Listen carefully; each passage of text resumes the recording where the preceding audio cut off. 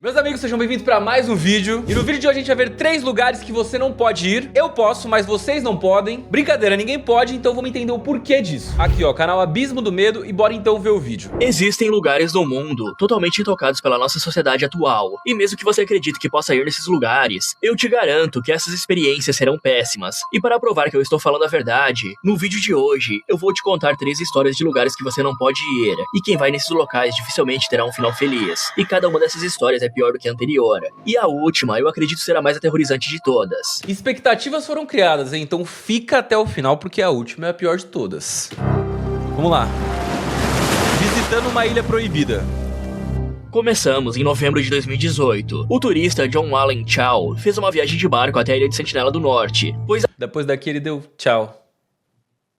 Foi ruim, né? Foi ruim. Desculpa. achou que seria um lugar tranquilo para descansar, curtir a natureza e fazer o seu trabalho missionário. Porém, ele não poderia estar mais errado. E para entender melhor onde esse cara se meteu, precisamos antes falar sobre a ilha. Pô, pior que é um lugar bonito pra cacete, né, galera? Obviamente, se as pessoas evitam ir lá, vai ter mais natureza, vai ter menos poluição e vai acabar sendo mais bonito. Mas olhando assim, não dá vontade de ir. E o fato de ser proibido também não dá mais vontade de ir? Complicado isso aí, cara. Ela fica localizada na Baía de Bengala, entre a Índia e a Tailândia, bem no Oceano Índico. E lá vivem os sentineleses, que são uma tribo extremamente hostil e agressiva com todos que tentam chegar perto deles. E como era de se esperar, eles não têm acesso à internet ou energia elétrica, e vivem de uma forma completamente primitiva. Ao contrário, por exemplo, de algumas tribos no Brasil, onde os indígenas têm acesso a celulares. Já a Ilha Sentinela do Norte tem quase 60 km de extensão, e os pesquisadores acreditam que lá vivam entre 15 a 500 nativos, sendo que essa estimativa Entre 15 a 500 nativos? É uma margem de erro simplesmente gigante?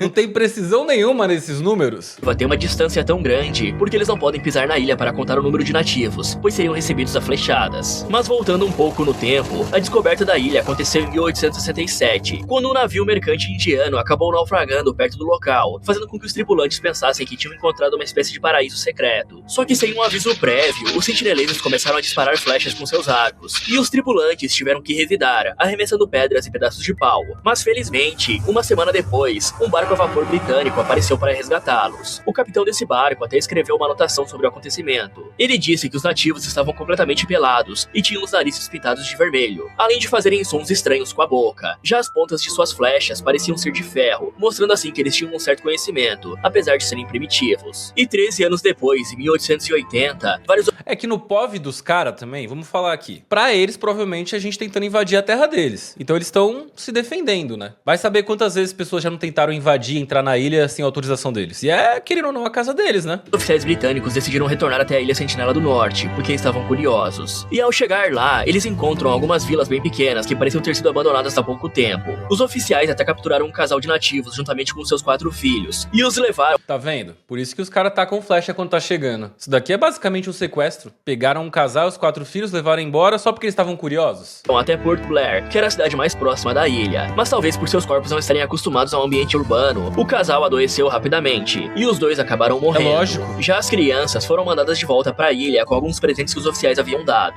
Já em 2006, um homem com 48 anos e outro com 52 estavam em um barco tentando pescar caranguejos próximos à ilha. E os 2 estavam tão despreocupados e relaxados que decidiram beber umas. Porém, eles ficaram tão bêbados que nem perceberam que a pedra que tinham usado como âncora simplesmente se soltou da corda e afundou. Como consequência disso, o barco deles atacou na Ilha Sentinela do Norte, e os 2 foram finalizados pelos nativos. E quem relatou isso foi outros pescadores que viram tudo de longe, e até tentaram alertá-los, mas infelizmente os 2 não ouviram, e provavelmente porque eles tinham pego no sono por conta da bebida. As autoridades até enviaram um helicóptero para tentar recuperar os corpos, mas como os nativos ainda estavam na costa, tudo que eles conseguiram fazer foi tirar essa foto. E esse acontecimento parece ter sido o que faltava para o governo indiano tomar uma atitude. Mas Pera aí, eu quero dar uma olhada em uma coisa aqui.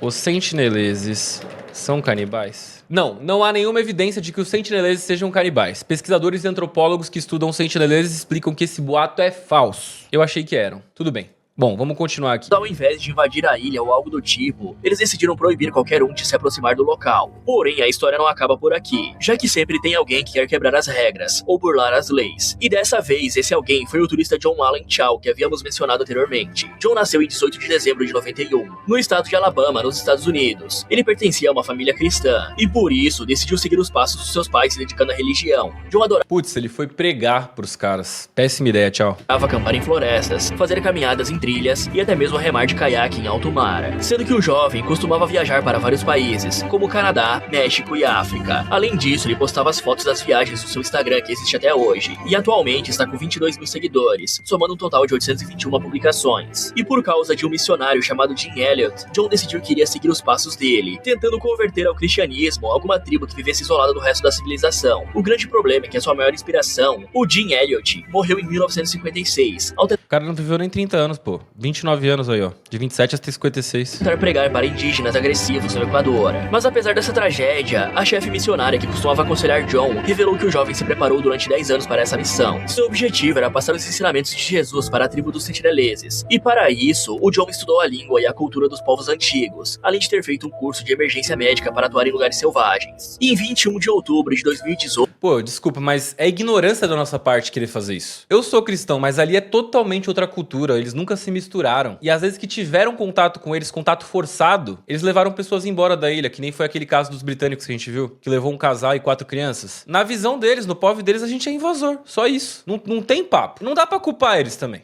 John postou 3 fotos em seu Instagram, mostrando que ele estava em Port Blair, que é uma cidade que fica a 54 quilômetros de distância da ilha Sentinela do Norte. E o mais absurdo é que ele não tinha avisado sua família que iria para um local tão perigoso. Em um diário que estava usando para documentar a sua viagem, John se referiu à ilha como a última fortaleza de Satã. Já em outro trecho, ele conta que pediu ajuda a alguns pescadores que concordaram em levá-lo ilegalmente até a ilha. E segue aqui o trecho do que ele escreveu. Eu encontrei ontem à noite alguns pescadores que eram todos crentes e que concordaram em me deixar lá. Mas eu não serei acompanhado, pois os pescadores estarão no mar fazendo as suas manobras de pesca para evitar levantar suspeitas. E existe uma grande chance deles serem parados pela guarda costeira indiana. A reunião correu bem e eu confio neles, embora eu seja o único que fala inglês. Então há uma grande lacuna de idioma. Essa reunião deve ter sido muito boa, só você falando inglês, hein?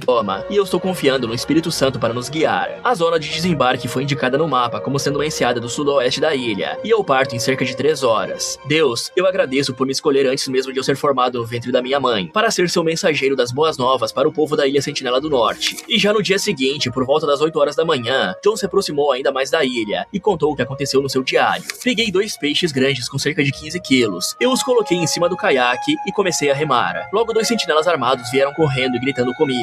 Ambos tinham arco e flecha, e eu gritei dizendo a frase: meu nome é John, Jesus ama vocês, e me deu autoridade para vir até aqui. Em que língua ele gritou isso, galera? O que ele pensa que os caras vão entender que ele tá falando, cacete? Mas de repente, eu comecei a entrar em pânico ao ver eles se preparando para tirar flechas. Por isso, peguei o atum e joguei na direção deles, e eles continuaram vindo. E aí eu recuei e remei de volta como nunca havia remado em toda a minha vida. Já eles pegaram os peixes que eu havia jogado. Eu senti um pouco de medo, mas principalmente estava decepcionado. O cara fez o iFood pros sentinelas, entregou a comida de barquinho e saiu fora.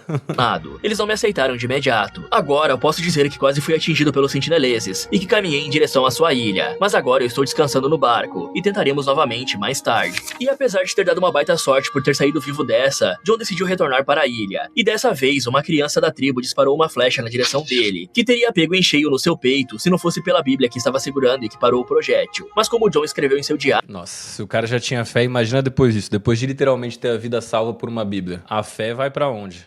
Ele queria converter os nativos ao cristianismo a qualquer custo, mesmo se tivesse que morrer tentando. E em sua última anotação no diário, John aproveitou para se despedir da sua família caso algo desse errado, e ainda pediu para que não tentasse recuperar o seu corpo. E como esperado, em mais uma tentativa ousada de falar com os nativos, John acabou sendo finalizado por eles, e não se sabe os detalhes de como tudo aconteceu, porque obviamente o único que estava relatando tudo era o próprio John em seu diário. Dias depois do desaparecimento, a família do John fez um post no Instagram dele, dizendo que uma fonte não confirmada relatou a morte do jovem, e no mesmo texto, a família de John descreve ele como uma pessoa amável, que gostava de ajudar os necessitados e que só queria trazer amor para a tribo dos sentineleses. Não, realmente parece, mas a gente tem essa mania de querer impor o que é bom pra gente pros outros. E às vezes a gente até faz isso com uma boa intenção mesmo, né? Porque é bom pra gente, então vai ser bom pra outra pessoa. Mas nem sempre é, cara. A verdade é essa, nem sempre é. Igual ele falou que era a última ilha de Satã, ele falou alguma coisa desse tipo. Pra mim, isso daqui é uma grande ignorância. Aliás... é uma grande ignorância a situação inteira. Acho que existe até algum conforto pensar que ele perdeu a vida, né, fazendo o que ele acreditava, que era pregando, tentando converter pessoas. Mas isso daqui, na real, é um caso de ignorância, pô. É uma tribo que ao longo da sua história já mostrou várias vezes que não quer ter contato, não quer socializar com outras pessoas, cara. Qual o problema de só respeitar isso? Se eles estivessem invadindo o espaço de outras pessoas, era outra conversa. Mas os caras só estão ali na mesma ilha desde sempre, tentando viver a vida deles, do jeito deles. Deixa os caras lá. Na real, quem tenta, de fato, invadir o espaço deles é a sociedade que vai lá toda hora. Os caras não saem do lugar deles, deles, pô. Tendo se passado 3 meses, e em uma entrevista, o pai do John culpou o fanatismo religioso imposto por algumas igrejas, que supostamente acabaram influenciando negativamente o seu filho a se arriscar daquele jeito. Pô, eu concordo. Eu sou cristão, mas eu não acho que a gente tem que impor nada pra ninguém. E o jeito que ele se referiu lá, falando que era a última ilha, o último posto de Satã na Terra, alguma coisa dessa. Cara, tu nunca foi lá, como que você tá falando isso? Eu tenho certeza que aos olhos de Deus eles podem ser muito mais puros do que quem vive na sociedade moderna. Certeza. Portões do Inferno. Bora ver. Nosso segundo lugar fica na cidade de Paris, na França, que é um dos destinos preferidos dos turistas. Isso porque a Já fui, hein? Cidade bonita. Mas tem uns ratos na rua. E realmente, tem uns ratos na rua. capital Paris é conhecida por ser a cidade mais romântica do mundo, além de ter a luz. Torre Eiffel. Mas o que a maioria dos turistas não imaginam é que tem um cemitério com literalmente milhões de caveiras e ossos escondidos bem embaixo dos pés deles. Ah, eu soube disso. Se eu não me engano, já teve um turismo aí. Eu não sei se ainda tem, mas já teve. Que pra mim é muito bizarro. Nos primeiros anos da década de 90, um homem entra sem permissão nas catacumbas de Paris, que é basicamente um local subterrâneo bastante confuso e cheio de túneis que o governo usou no passado. Ó, eu procurei aqui, ó, pra confirmar. E sim, tem turismo e visitação pública nas catacumbas de Paris e acontecem desde o século XIX. Como funciona a visitação? Área autorizada. Apenas cerca de 2 km dos túneis de uma rede subterrânea com mais de 300 km estão abertos ao público oficial. Então aqui a gente vê menos de 1% do que tem lá. Profundidade. O percurso fica a cerca de 20 metros abaixo do nível da rua, exigindo a descida e subida de escadas. Deve ser pouco claustrofóbico, né? Para armazenar os restos mortais dos cidadãos. E para registrar essa jornada, o homem liga sua câmera e acende a lanterna. Ele está caminhando por um corredor bastante estreito, que com certeza causaria claustrofobia na maioria das pessoas. Ao que tudo indica, o homem está sozinho, e ele aparenta ser bastante Claustrofobia somado com o terror, né? Porque você tá literalmente no meio de várias tumbas. É um negócio sinistro. corajoso, já que do contrário não estaria em um lugar tão assustador como esse. Inicialmente, ele caminha por alguns Corajoso segundos ou sem maluco? encontrar nada, apenas passando por corredores com paredes de concreto, e nada mais que chame a sua atenção, até que de repente, o homem avista várias setas pintadas nas paredes, e começa a segui-las, chegando até um buraco com vários e vários ossos dentro. Mas ao invés de ficar com medo, o homem para filmar como se fosse seu objetivo desde o começo. Ele até mesmo pega um dos crânios na mão, como se nada fosse capaz de assustá-lo, mas conforme vai se aprofundando Eu acho isso um pouco desrespeitoso, eu confesso, tá? cada vez mais nas catacumbas, o homem é pego de surpresa e vê algo que lhe deixa completamente aterrorizado e que não conseguiu filmar com a câmera. Sendo que o homem ficou tão desesperado que dá pra ouvir a sua respiração mais alto do que nunca no vídeo. E após correr por alguns segundos, como se a sua vida dependesse disso, ele deixa a câmera cair novamente e eventualmente a bateria acaba e a gravação é encerrada. Só que antes da gente falar do desfecho desse caso, precisaremos voltar um pouco no tempo, mais Século especificamente no século XVIII, quando Paris começou a se desenvolver bem mais do que as outras cidades da Europa. E o que parecia ser algo bom naquela época acabou se tornando um grande problema, já que pelo fato de Paris ter se tornado tão importante, a cidade não parava mais de receber moradores novos, que vinham de outras localidades. Com o tempo, isso acabou causando uma superlotação, e é claro que várias pessoas acabaram morrendo por conta de doenças, acidentes, crimes e até mesmo causas naturais. E logo logo, os cemitérios da cidade começaram a ficar cada vez mais lotados, e para enterrar os novos corpos, as autoridades abriram as covas já existentes, tirando os cadáveres velhos para colocar os novos que chegavam no cemitério.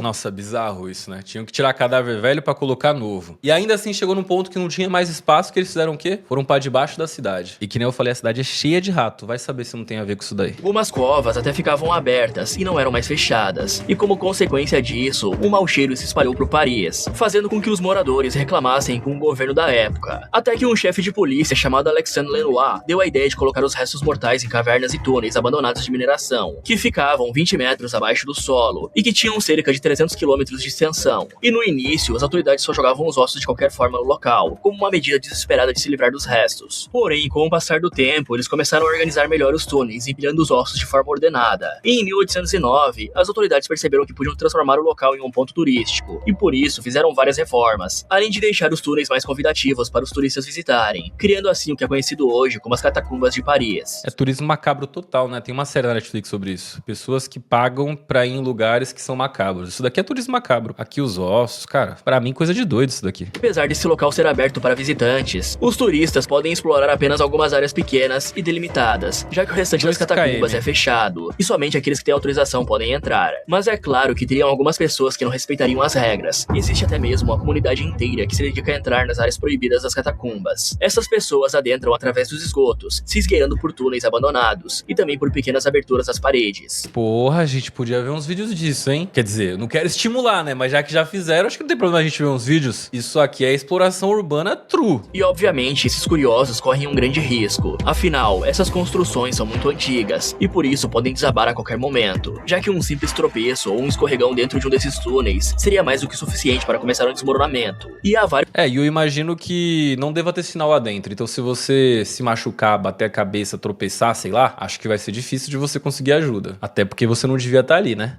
casos de pessoas que tentaram se aventurar dentro das áreas proibidas da catacumba e acabaram se perdendo e nunca mais retornando. Provavelmente morrendo de fome ou de sede sem poder pedir ajuda, esquecendo por onde entraram e se perdendo cada vez mais tentando achar a saída. E até hoje, não se sabe quem era aquele homem que estava filmando as catacumbas, que começou a correr desesperadamente assim que viu algo que lhe assustou. Sendo que só tivemos acesso às filmagens porque supostamente alguém encontrou a câmera dele caída no chão. Mas também não se sabe se essa história é realmente verdadeira. Afinal, poderia ser só alguém criando um vídeo fake, e por isso, cabe a vocês tirarem as suas conclusões. Eu já conheci a história das catacumbas, é realmente impressionante. Quando eu fui pra Paris eu não quis fazer esse rolê, não é muito minha vibe. Hoje fazendo live talvez eu até faria. Seria legal mostrar em live um pouco disso, da área permitida pra vocês. Mas na época eu não tive o menor interesse, fui ver coisa mais legal.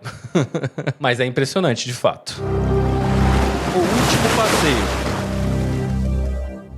Agora passamos para a última e pior das histórias. Ela começa em 2011. O marinheiro alemão Stefan Ramin estava vivendo a melhor fase de sua vida ao lado da sua namorada Heike Dorsch. Na época ele Tartaruga gigante, velho. tinha 40 anos, e ela era um pouco mais nova, com 37 anos. Mas por causa de todo o estresse e problemas que sua vida na cidade grande consegue proporcionar, os dois decidiram passar os últimos 3 anos navegando pelos mares no catamarã de Stefan. E em agosto do mesmo ano, depois de passarem 17 dias consecutivos sem ver sequer um pedaço de terra como uma ilha ou uma cidade, Heike, que estava deitada no catamarã, é pega de surpresa pelos gritos do Stefan, anunciando que eles tinham encontrado terra para finalmente poder sair um pouco do mar e relembrar como é pisar em um solo firme. E ao olhar para a frente, Heike se deparou com 15 ilhas, uma mais Bonito pra cacete, hein, galera. linda do que a outra, e isso a deixou tão feliz que ela não conseguia mais parar de sorrir. Parecia que os dois tinham encontrado o paraíso, e que a partir desse ponto, tudo daria certo. E quando ambos desembarcaram no arquipélago das Ilhas Marquesas, tanto Stefan quanto Heike foram tratados com muito carinho pelos moradores locais, porque eles não estavam acostumados a receberem turistas, já que apesar de ser uma região bonita, as partes rochosas e montanhosas da ilha afastavam muitos visitantes. E Ih, será que os caras estavam tipo assim, chegou o iFood?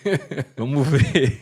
com o passar dos dias, os moradores convidaram um casal para churrascos, para pescar com arpão e até mesmo para jantar dentro de suas casas. Ih, tô engordando pro Natal. E toda essa hospitalidade fez com que Stefan e Heike sentissem que tivessem achado um lar. E é por isso que eles decidiram ficar no local por quase 2 meses. Durante esse período, eles exploraram 14 das 15 ilhas existentes no arquipélago. Porém, ainda faltava uma chamada Nilco Riva. E um dia antes de ir embora, Stefan e sua namorada decidiram parar com o catamarã nessa ilha e descer um pouco para explorar pelo menos o começo dela. Porém, logo de cara, eles ficaram um pouco surpresos, porque não encontraram outros barcos ancorados no mar, e nem sinal de pessoas ou civilização nas proximidades. Mas ao acharem uma trilha, eles escolheram seguir por ela, até porque a essa altura da viagem, os seus espíritos de exploradores não lhes deixariam recuar. E depois de 15 minutos caminhando, Eu acho que eu não tenho esse espírito explorador desse jeito, não. Eu acho que eu vou viver bastante graças a isso. os dois encontraram um pequeno vilarejo com algumas cabanas. Mas o estranho é que Stefan e Heike não sabiam dizer se as pessoas ainda moravam nesse local, ou se ele foi abandonado recentemente. Até que de repente, ambos notam que um pouco mais distante tem um cara alto ao lado de um cavalo olhando pra eles, sendo que o sujeito não estava acenando, e sim só encarando os dois. Mas apesar disso, tanto Stefan quanto Heike decidiram se aproximar para cumprimentá-lo, porque acharam que seria falta de educação só ir embora, já que poderia acontecer um mal-entendido, e os dois serem confundidos com invasores ao invés de turistas. Então o cara se apresenta e diz que seu nome é Henry Haiti, e que é um morador local da ilha. E como o casal não falava a mesma língua que o sujeito, eles tiveram que se virar usando o que tinham de conhecimento em francês. Mas pelo fato de Stefan ter ficado sabendo que teria um festival de caça às cabras na ilha, ele decide perguntar se Henry aceitaria levá-lo até o local do festival, sendo uma espécie de guia para não se perder. Acabou que Henry aceitou ajudá-lo, e logo os dois começaram a caminhar. enquanto que Raik decidiu ficar esperando na praia, no catamarã. Porque Eles se separaram. Nunca é uma boa ideia se separar, hein, galera? Mas até agora, tudo suave. Conseguiram se comunicar com o cara levou ele pro Festival das Cabras, seja lá como que funciona isso. E é isso, até agora tudo tranquilo. provavelmente ela estava cansada. Afinal, foram 2 meses explorando 14 ilhas. E esse era para ser o dia em que iriam embora. E após várias horas esperando, Raik começou a ficar preocupada, porque sabia que seu namorado não se atrasaria, porque tinham marcado de deixar a ilha hoje. Até que de repente, Henry surge com seu barco falando em francês, que Stefan havia sofrido um acidente e que precisaria de ajuda para salvá-lo. E sem pensar 2 vezes, ela entrou no barco do cara e os dois foram até a outra parte da praia. E assim que desceram, caminharam até a floresta em que supostamente Stefan estava.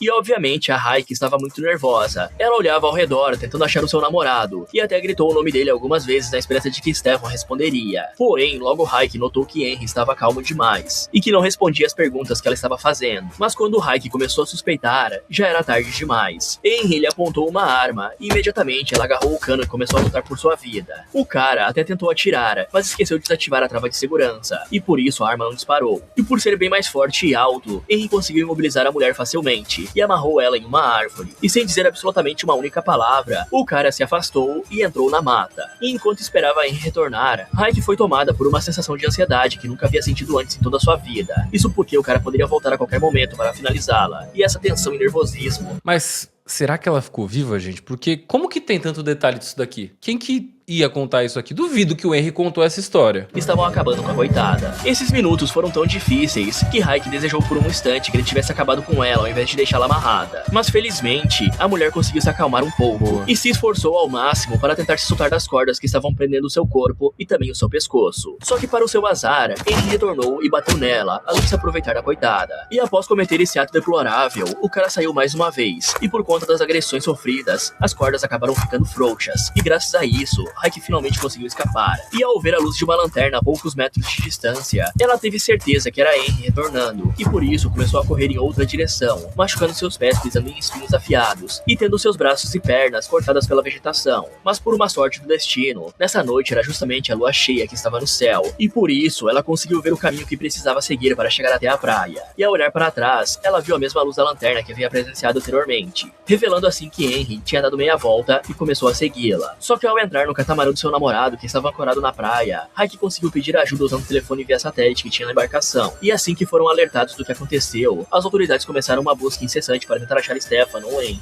E inicialmente eles não tiveram sucesso, mas 3 dias depois encontraram algo que lhes deixou chocados. A grande verdade escondida por trás das belas paisagens de Milko Riva é que ela era o lar dos guerreiros marquesanos do século XII, mas eles não eram como os demais guerreiros dos outros povos, pois gostavam de se alimentar de pessoas. E segundo Que plot, hein? Foi tipo chegar ao iFood mesmo. os especialistas, essa prática tinha desaparecido da ilha faz tempo. Porém, o que descobriram é que Henry era um guerreiro marquesano, e o que as autoridades encontraram foi uma enorme fogueira com o que havia sobrado de Stefan. E após ter sido capturado e condenado, Henry confessou que eliminou o marinheiro alemão e que jogou o corpo dele na fogueira. Porém, ele nunca admitiu que se alimentou do cara. Já as autoridades não conseguiram provar que ele realmente fez isso, porque afinal, o que sobrou do Stefan havia sido queimado, dificultando assim uma autópsia. Mas apesar disso, as pessoas envolvidas no caso acreditam que de fato, Henry usou o Stefan para voltar a fazer os costumes que a sua tribo praticava no passado, ou seja, o de se alimentar de pessoas. Fala galera, qual dos 3 casos Bizarro, hein? Eu acho que esse último realmente foi o mais bizarro. Muito bom vídeo, 3 lugares que você não pode ir. Tá aí, tá explicado por que você não deve ir. Mas catacumbas você até pode. Só vai ficar uns 2 km liberado pro público, mas até pode. Você que gosta de ir em catacumba aí, né? Deve ter um público pra isso. Brincadeira, eu sei que tem e ele não é pequeno, tá? Enfim, canal Abismo do Medo, ó. Tô inscrito aqui já no canal, deixando o like, façam a mesma coisa. O canal dele tá aqui na descrição. E também, ó, se inscreve aqui no canal. 100 mil inscritos a gente vai pra Amazônia. Vou fazer aquele rolê que eu já falei 1 milhão de vezes. Gravar a floresta à noite vai ser um negócio diferenciado. Vou levar Starlink pra fazer live pra vocês. Vou gastar uma moeda nesse passeio aí, viu? Então, na moral, só se inscreve aí que é de graça. Faz a boa. E bom, se você assistiu o vídeo até aqui, comenta aí #iFood, que eu acho que foi o que rolou nesse último caso aqui, infelizmente. É o que eu acredito. O que vocês acham? Foi o que rolou também? E bom, é isso. Eu vou ficando por aqui agora. Se inscreve no canal e a gente se vê então no próximo vídeo. Valeu? Tchau, tchau!